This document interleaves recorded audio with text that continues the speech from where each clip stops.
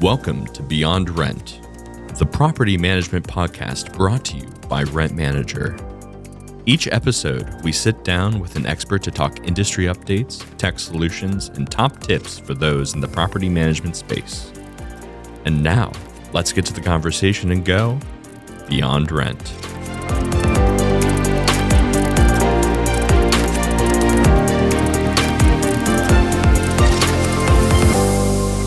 Hey everyone, and welcome to Beyond Rent. We all face setbacks and challenges throughout our lives. And for many, when situations arise, it can threaten their finances and even threaten their housing situation. Luckily, there are amazing organizations that are there to step in and help during hard times. So today we have Amy from Hope+door joining us to share more about their amazing group and what they're doing to keep families in homes. Amy, welcome to Beyond Rent. Hey, Joe, it's really great to be here. Yeah, thanks for joining me. I do all types of different podcasts and different topics. This one really excites me because of the level of giving back and the service that's really behind your organization. So super excited to learn more and share this with our audience. But before we do that, I want to get to know you a little bit better. So go and share some of your background, some of your information that the audience might find valuable. Well, sure. So most people might be interested to know that before I joined Hope+door, had zero experience in multifamily housing. I always say that it reminds me of the Keebler cookie commercial where you would walk past the big tree and you would open up the tree trunk and there was a whole cookie factory inside that you didn't even know about. That's the way I think as an outsider to the industry when I learned that there was this entire universe of people working together to keep people housed, to make sure that the roofs were safe, that rents were being collected, and all of those things. I had been a tenant, but I had no idea that all of that was happening. So my background, I've worked for over 30 years in nonprofit management, a lot of it in the social service space. So in terms of working to make sure that people have the resources and services that they need to be successful in whatever space that is a familiar space to me, but not necessarily in the housing universe. So that is how I came to Hope+door with some information, but not a lot about housing. Yeah, that's great. And I want to thank you for spending 30 years serving people. I think that's an amazing career to build.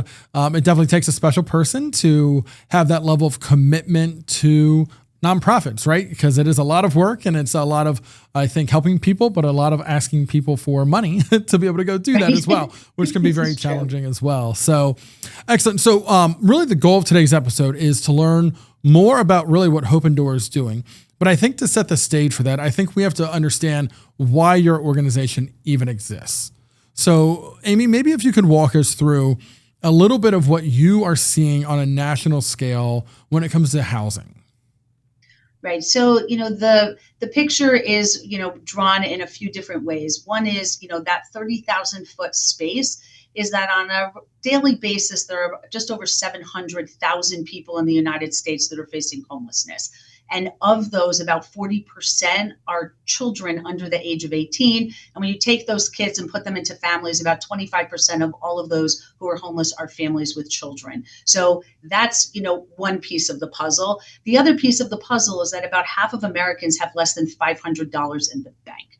So, and of that, 30% have less than $100 in the bank. So it doesn't take a big emergency, really, it's emergencies small and large, that can derail a family financially and put them in a position where housing becomes a problem for them. They probably, if they are choosing to pay for housing, they probably don't have enough for food. Maybe they don't have enough for the medicine or medical care that they need. But when your margins are that narrow, it doesn't take much for really the wheels to fall off the family bus. So that's the big picture. And I think that the history of Hope+door, the organization was founded in June of 2021. So we just celebrated our fourth birthday by Dan and Steve Berger from Berger Communities, which is a mid-sized property management company based in suburban Philadelphia. Their focus was really on families with kids because it's the kids who are really the innocent victims when a family faces eviction. And I think that when you look at studies from places like the Princeton Eviction Lab, that's based at Princeton University, they look at from a family, generation to generation, that when a child faces eviction or there's some kind of hardship in the family, they are much more likely to face that same kind of thing as adults. So I think for Dan and Steve Berger, looking at how you can make that impact from one generation to the next is how they came to focus their philanthropy on families with kids. They are a very, very philanthropic family, always have been. They're very generous in ways big and small in the Philadelphia and international community. And I think that they were looking for a tool to make sure that they were having as big an impact as they could, and to welcome and invite their friends and colleagues from the multifamily housing industry to join them in helping to solve a problem that isn't just in Philadelphia. This is a 50-state problem. Anywhere where you have, apartment housing, you have the potential for families who are struggling and the opportunity to help them. So that's a little bit about the history behind, how we got to where we are, and the why behind what we're doing. Yeah, that's great. And some of those stats are really astonishing when you think about it. That 25% of that category of homelessness are families, right? People with children. And when you think about family units and children, and not that all homelessness isn't a problem, but the fact that kids are impacted really, is a little bit different because, kids are in school or they're trying to do different things. And when they don't have the security of a home, those other things become really, really challenging for them, right? How do you succeed in school if you don't know where your home is? How do you succeed in other areas of life if you don't know where your home is? So I definitely think that really stood out to me. And that other stat, $500, right? So when we think of $500 in the bank, anything today costs $500, right? Right. I mean, I can't think of anything that comes up that is an unexpected bill that's under $500 when it comes to an auto repair or any type of medical emergency. You can't touch any of those things, right? So these families are one situation away from, like you said, making really hard decisions about what they do with the money that they do have. Right. And when you think about it, rent is probably your biggest expense on a monthly basis.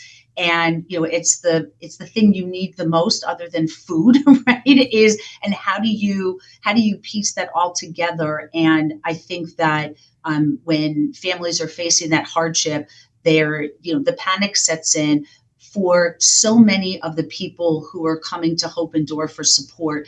They're not very well versed in having financial hardship. They've been managed. They're staying the course, right? They're making it work. They might be living close to paycheck. They have aspirations of home ownership. They have young children. They're making it work. And then this unexpected thing happens, and all of a sudden they don't know what to do. They're not professionals at accessing the social safety net services, right? They wouldn't know where to apply for food stamps or other kinds of, or SNAP benefits, they're called, or other kinds of welfare benefits. They couldn't tell you where one does that. They'd probably say, I'll have to look it up online. And to find themselves in a situation where they really need help is hard. And I think that what drives them so deeply for parents to keep their kids in school, to keep them with their friends group, right? Parents can say, I can weather anything, but I want to make sure that my kids are in a really stable environment. I think the statistic is that every time a child moves, and this is a move, whether it's eviction related or it's because a parent got a new job, and then, you move to a new community because your parent got a promotion, and this is very exciting, except that the children are likely to lose about 3 months of academic advancement every time there's a move. And if you think about it, anybody who's listening who has a child who has an IEP, an individual education plan at school, this is for kids who are neurodivergent or who need other learning supports. Any parent who has arranged that at their kid's school knows how hard of a battle that is. Can you imagine having arranged that in September? Now, all of a sudden, you have to move in November, December, January. It is very unlikely that your child will get the supports they need for the rest of the school year. And I think that is what drives so many parents to figure out a way to cobble this together, to look for support. they'll pay their rent before they do other things sometimes. And then eventually, the rubber hits the road, as they say, and they need to do something else. And we like to think that that is hopefully where Hope+door can come in and provide some support. Yeah, I love that you really are diving so much deeper on that, because the impact on families is huge. And you talked about IEPs, and my wife works in the school system, and that's actually what she does. She works with children that have IEPs in elementary. And you're 100% right. Most of those situations are established at the beginning of the school year. They've budgeted, they've planned for the whole school year. So anytime a student comes in mid-school year, it is a challenge for everyone to try to figure out how to help those kids. And you're 100% right. They're not going to get the exact help that they need because they weren't part of that original plan. And going even further back to some of your comments there, as far as like, yes, rent is the biggest bill people have, but it is the most important. And I say all the time, we are so lucky to work in an industry that provides that primary thing that people need for living, right? Shelter, so important, right? We need that as foundational. Sometimes we take it for granted, especially on the technology side. We kind of separate ourselves. And that's why it's fun to talk to you and so interesting to talk to you about this, because you are on the front lines of really seeing the impact that housing has on people. So I want to learn more about, I guess, how Hope+door really operates, right? So we understand the problem. The problem is big. It's not going away. When we think about our economy and the struggles that people have currently, that $500 average bank account balance, the needs there. How does Hope+door operate? How do you step in? Right. So we are stepping in for those families that have had an unexpected financial emergency. These are families who have kids, right? So one of the requirements is that you have children under the age of 18 who live in your home. You need to have lived in your apartment for at least a year. And we'll talk about the owner landlord side of the equation, which is really an important piece of the puzzle to us. I don't want, sometimes when you get in the social service space, you only think about the delivery of service, but we're providing service on the other end too. We are looking at families who have had an unexpected, really what we consider a no-fault financial emergency. These are things that could happen to any of us. I like to think, I have a little social capital in my life and could call my parents if I needed a little, boost. Not everybody has that as a resource. They don't have anybody they can call on to borrow or for borrow money as a loan, or whether to, as a gift of financial support.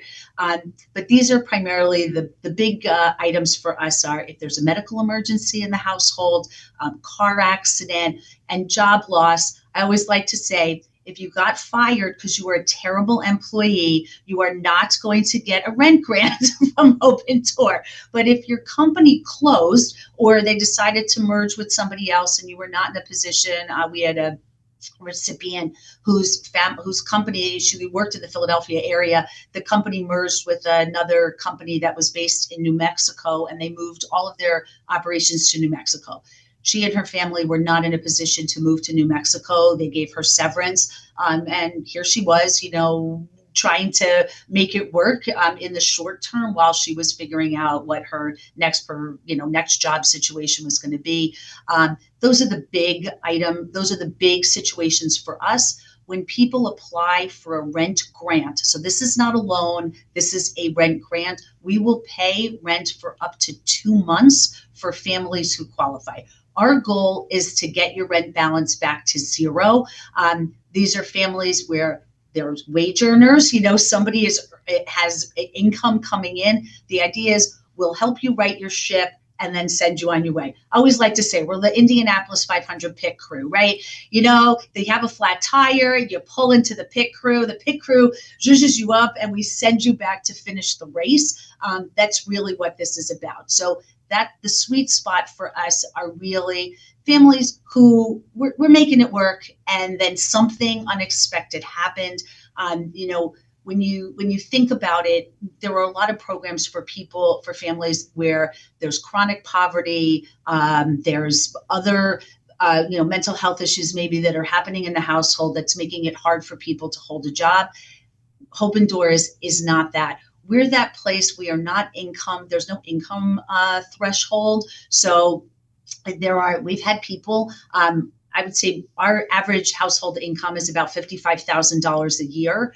So this is well above, what is considered the federal poverty level. But we have probably 30% or more of our rent grant recipients earn over $75,000 a year, right? So these are families, a lot of times they're young families with young children. They're early on in their earning universe. I always say to my husband, it would be way easier if we had kids now, right? My kids are out of the house, right? Because it would be way easier to afford them. I'm making much more money now than I did when the kids were little, and they were the most expensive, is the time when we had the least amount of money coming in. So, our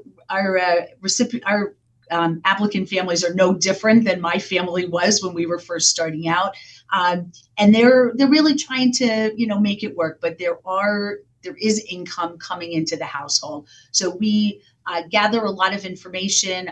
We have a very close partnership through this process, not just with the applicant, but also with the property management team at the apartment building where the person lives. We get a copy of the lease and the ledger because, we want to make sure that this is a good risk for us, and that we're spending our money wisely and making sure that we're supporting families who will make good use of this rent grant and then move forward in a really successful way. So that's in a nutshell what we're doing. Yeah. Thanks for all those details. That really is amazing because, like you said, this isn't just a wide open program for everyone in every situation. You are really looking for, I love that analogy, that pit crew mentality of the race is going well, then all of a sudden it's not going well and you need some new tires, right? And that might be literally what happens in some situations where people have automotive issues, right? That might pop up and that can threaten their ability to earn money, right? If their vehicles aren't running, so they have to invest in that and not pay rent. There's all types of situations. So I love that you have all of this very unique criteria because you are really trying to help a very select group of people and get them back on track. You talked about other welfare programs, other social services. Many of them are designed more for the long term, right? They recognize that there's a certain situation that will not be fixed in a matter of 60 days, 90 days, and they need long-term help. That's not what you're looking to do. These people were already on the right path. They hit a stumbling block. You step in and help. Right.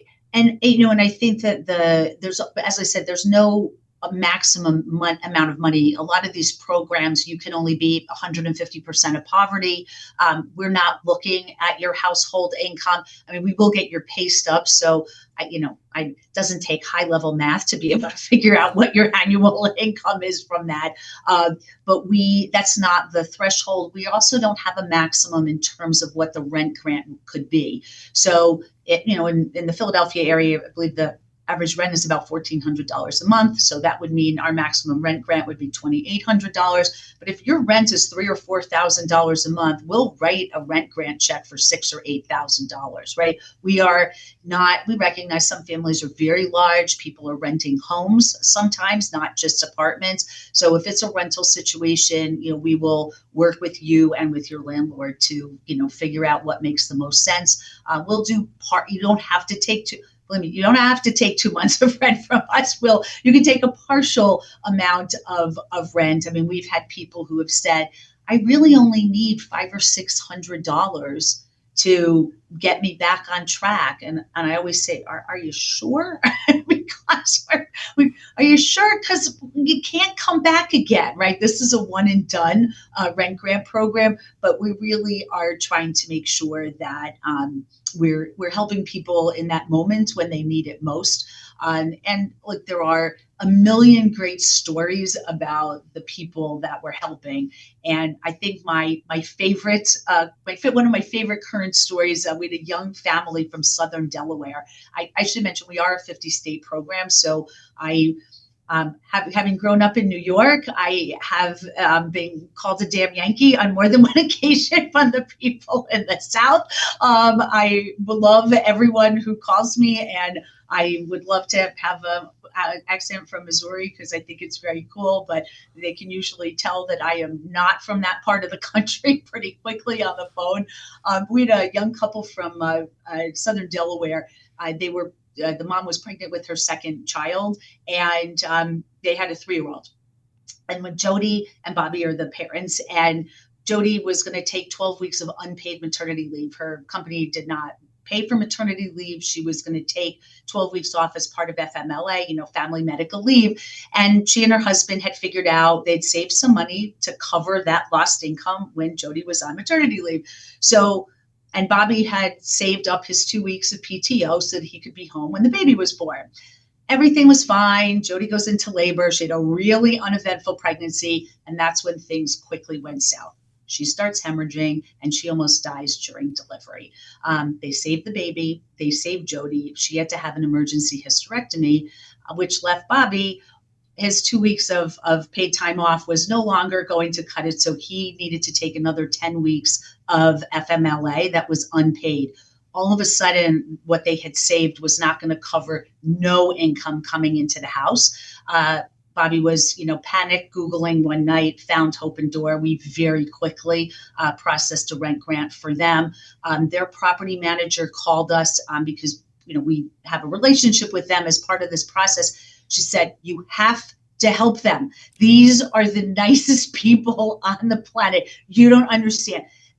Bobby will change people's oil. Like, he's not a mechanic, but he figured out how to do it so he could give back to the community. Jody bakes for people when they have been sick or, need something, and she'll bring presents to anyone who's celebrating something. You have to help this family. We're very happy to help them. I am happy to report Jody's back to work. Bobby's back to work.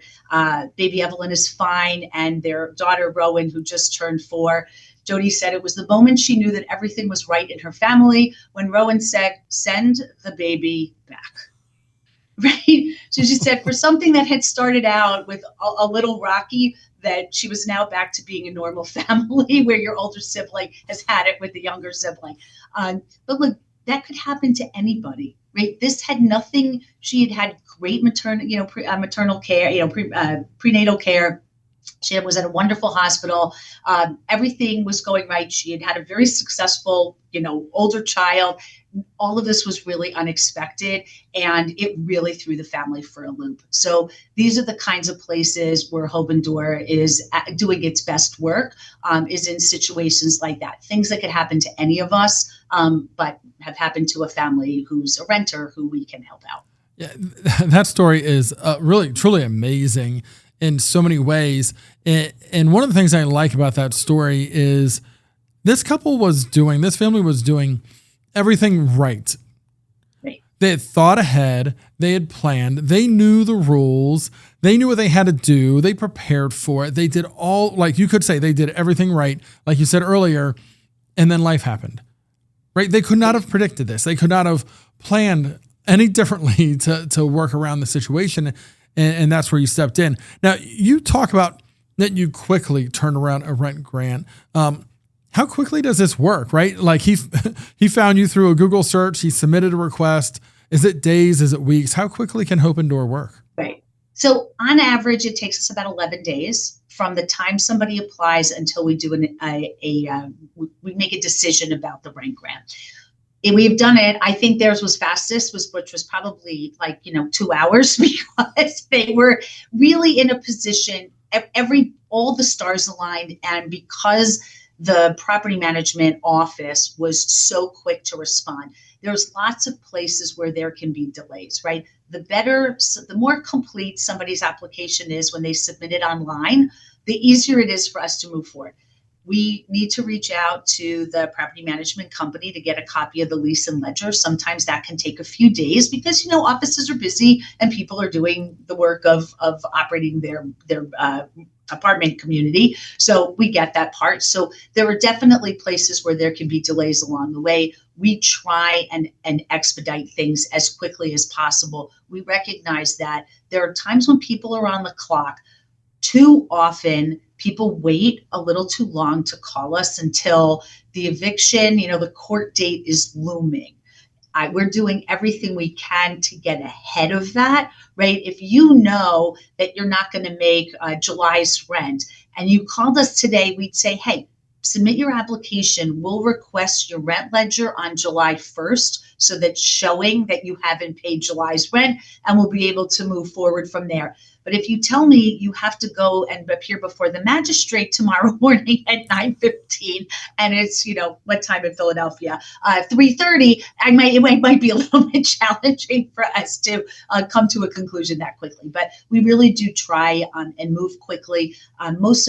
When somebody does an application, we let the property management office know that the application is pending, and a little bit about Hope+door if they're not familiar with what we do, just so that they know that that their resident is doing everything they can to make their rent situation right. So that's what we do. I will say that the property management companies are the first line of offense for us. Often they will put a message on their late notice that says, having trouble paying your rent, concerned you won't be able to make good on your outstanding balance, please reach out to Hope+door. Even if we're not the right fit, one of my big points of pride is that we will make referrals to other social service agencies in somebody's specific community. So we make custom lists of resources probably 25 times a day.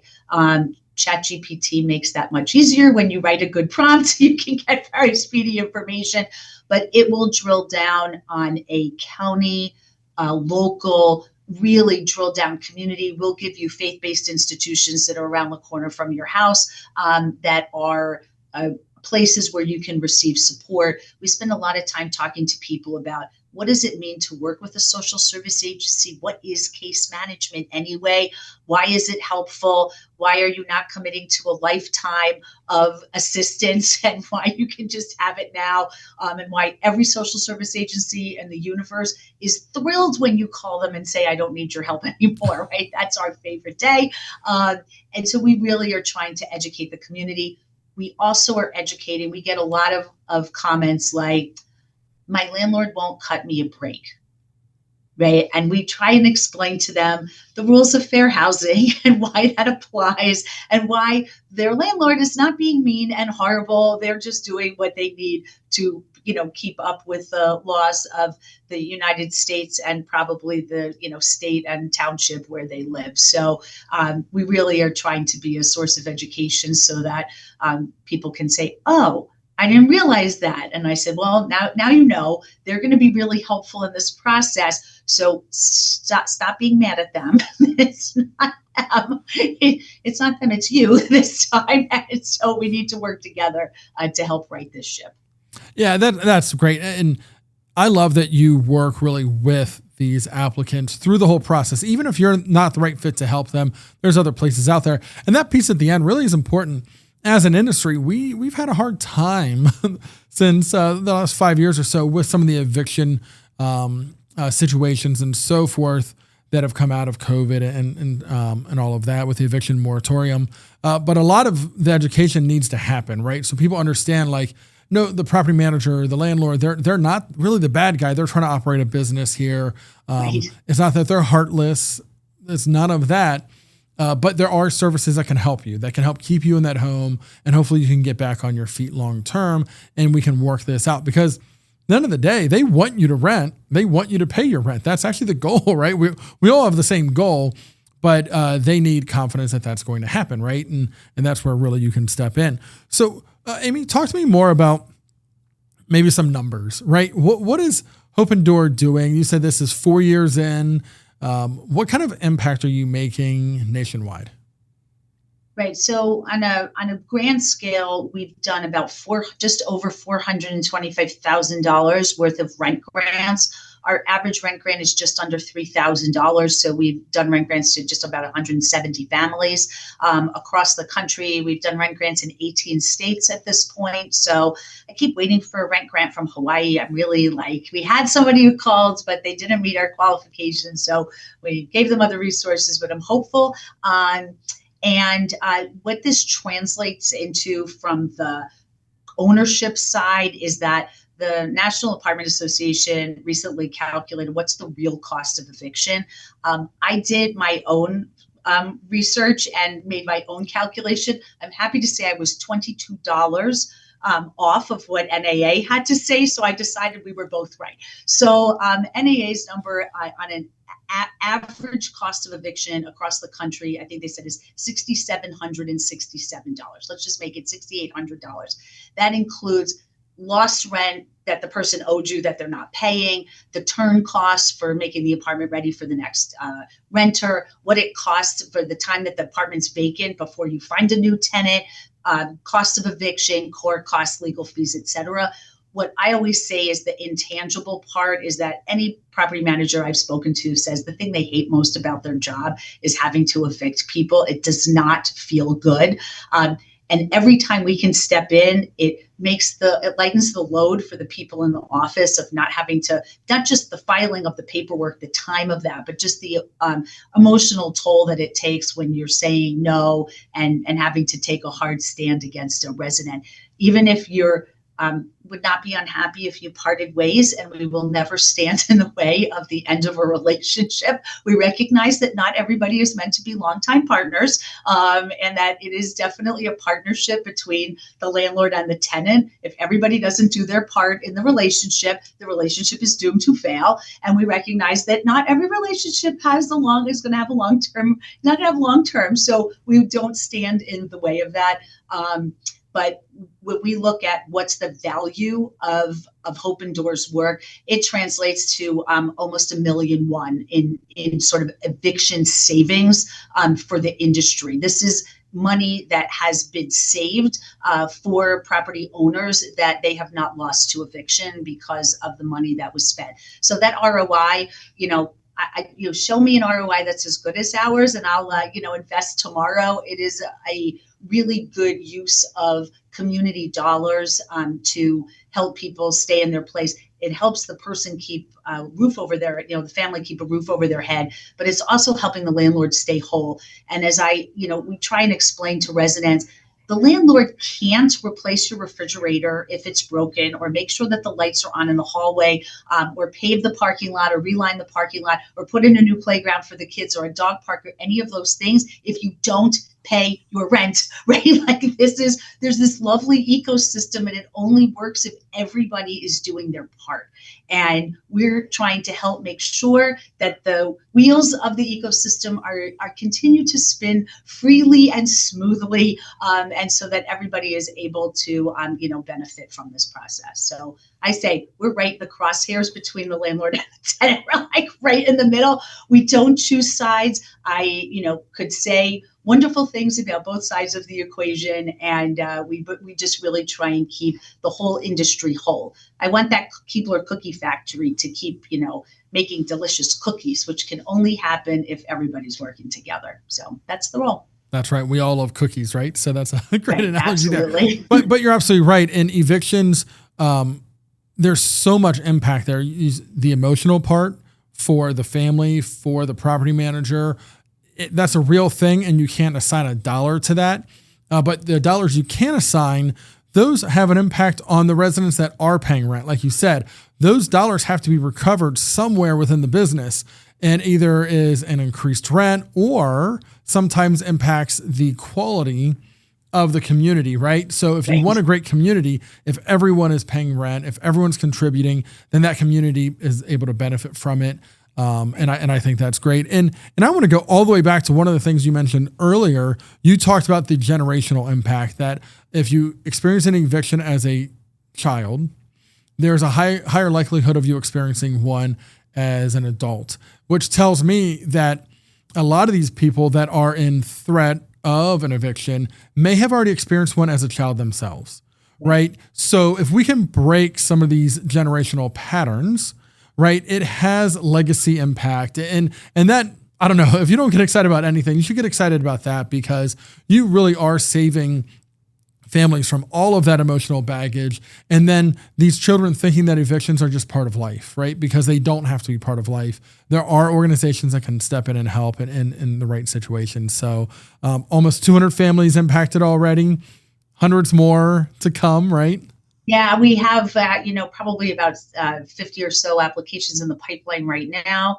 And, when we look, we've been started surveying our grant recipients to say, okay, a year later, where are you? right? Like, where are you living?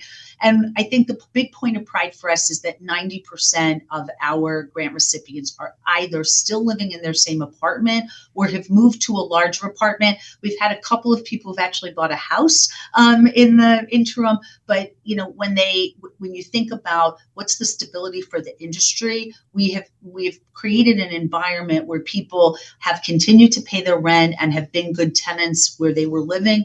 Or, sometimes their family has gotten bigger, so they've needed a bigger apartment, but they're still in a position to be able to afford that and to support their family and the industry. So, for me to know that we're helping to, keep the ecosystem going, is what helps me sleep at night and makes me, be very excited about the work that we're doing.